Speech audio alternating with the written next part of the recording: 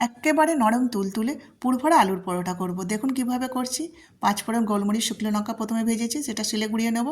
আলু সিদ্ধটা বসিয়ে দিলাম প্রথমে, একটু গরম জল করছি, তাতে সাদা তেল দেবো আটাটা মাখবো বলে। পরিমাণ মতো আটা নিয়েছি, লবণ ও জোয়ান দিয়ে মিলিয়ে আটাটা মেখে নেব। আটা মাখার পরে আমি একটু সাদা তেল দিয়ে চাপা দিয়ে দেবো, কিছুক্ষণ রেস্টে রেখে দেবো। এদিকে আলুর পুরটা প্রথমে তৈরি করব, তার জন্য আলুগুলো প্রথমে সিদ্ধ হয়ে গেছে, মেখে নেব। পরে কিন্তু এটা চটচটে হয়ে যায়, সঙ্গে সঙ্গেই করতে হবে। আদা রসুনের পেস্ট করেছি, দুটো পেঁয়াজ কুচিয়ে ভালো করে ভেজে নিয়েছি, তাতে কাঁচা লঙ্কা দিয়েছি, আদা রসুনের পেস্ট দিলাম। এবার দেবো লবণ, দিয়ে দেবো জিরে গুঁড়ো, ধনে গুঁড়ো, কাশ্মীরি লঙ্কার হলুদ, আর দিয়ে দেবো একটু চাট মশলা। সব কিছু ভালো করে ভাজা হলে আলুটা দেবো, দিয়ে ভালো করে নাড়াচাড়া করে নেব। এত সুন্দর সেন্ট বেরোচ্ছে না, এই ভাজা মশলা দিতে তো আরও সুন্দর সেন্ট বেরোচ্ছে। এই আলুর মশলাটা এমনিই কিন্তু খেতে ভালো লাগবে। দিয়ে দিলাম উপর থেকে ধনে কুচি, ধনেপাতা কুচি।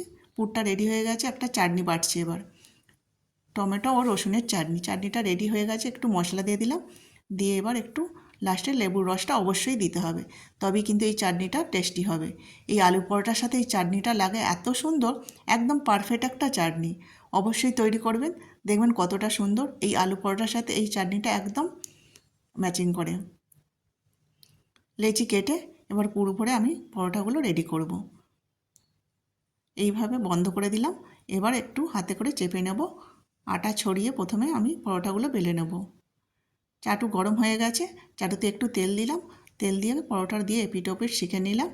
অল্প তেলেই কিন্তু এই পরোটাগুলো রেডি হয়ে যায়, আর নরম তুলতুল করে। তৈরি হয়ে গেছে, এবার গরম গরম খাবার পালা।